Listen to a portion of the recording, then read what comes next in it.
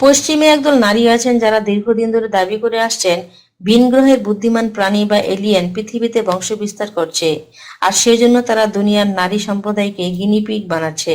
অর্থাৎ এলিয়েন সন্তান জন্মদানের জন্য পৃথিবীর নারীদের গর্ভাশয় ব্যবহার করা হচ্ছে। সম্প্রতি একদল নারীর এমন দাবি নতুন করে আলোচনার জন্ম দিয়েছে। তাদের দাবি, সন্তান লাভের উদ্দেশ্যে এলিয়েন তাদের সঙ্গে যৌন সম্পর্কে জড়িয়েছে। এর আগে অবশ্য এলিয়েন দ্বারা যৌন সম্পর্ক স্থাপনের বিষয়টি নারীরা উল্লেখ করত না।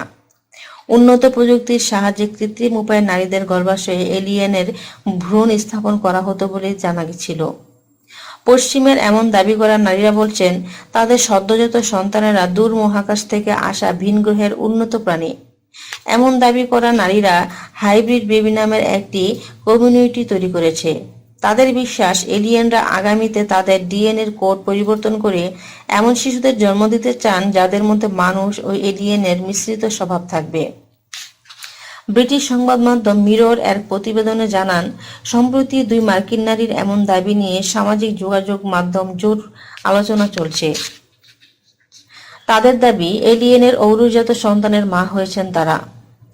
এদের দাবি যে মস্তিষ্কের উদ্ভট কল্পনা তাও মনে করার উপায় নেই। এদের মধ্যে ব্রিজেট নিলসন নামের একজন মার্কেটিং এক্সিকিউটিভের দায়িত্ব পালন করছেন, আর আলোনা ভার্স নামের অপর নারী ভিডিও গেম ডিজাইনার হিসেবে কাজ করছেন। কিন্তু তাদের দাবি, এলিয়েনের সঙ্গে সহবাস করে তারা মোট 13টি সন্তানের জন্ম দিয়েছেন। এ প্রসঙ্গে 27 বছর বয়সের ব্রিজেট দাবি করেছেন যে কোনো পুরুষের তুলনায় এলিয়েন নাকি চরম যৌনসুখ দিতে পারে। তার আফসোস, বিশ্বের হাজার হাজার নারী নাকি এমন যৌনসুখ থেকে বঞ্চিত। যুক্তরাষ্ট্রের আরিজোনায় বাবার সঙ্গে থাকা ব্রিজেটের দাবি, তার সঙ্গে এলিয়েনদের নিয়মিত যোগাযোগ আছে। এলিয়েনের ঔরজাত 4 ছেলে ও 6 মেয়ে হয়েছে তার। মহাকাশযানে এলিয়েনের সঙ্গে ওই যৌন মিলনের অভিজ্ঞতা শেয়ার করে ব্রিজেট বলেন, সেই অভিজ্ঞতা ছিল অবিশ্বাস্য। হাইব্রিড বেবি কমিউনিটির নারী সদস্যদের বয়স 19 থেকে 60 বছরের পর্যন্ত।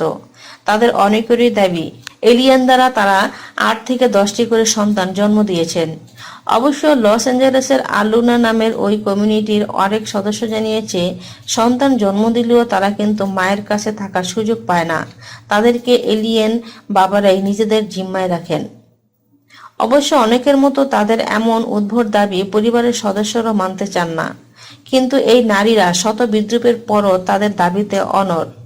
এলিয়েন দ্বারা তারা এতটাই মগ্ন যে পৃথিবীর কোনো পুরুষকে তারা জীবনসঙ্গী হিসেবে বেছে নিতে রাজি নন। নিজেদের বিশ্বাসের উপরই তারা বাকিটা জীবন কাটাতে চান।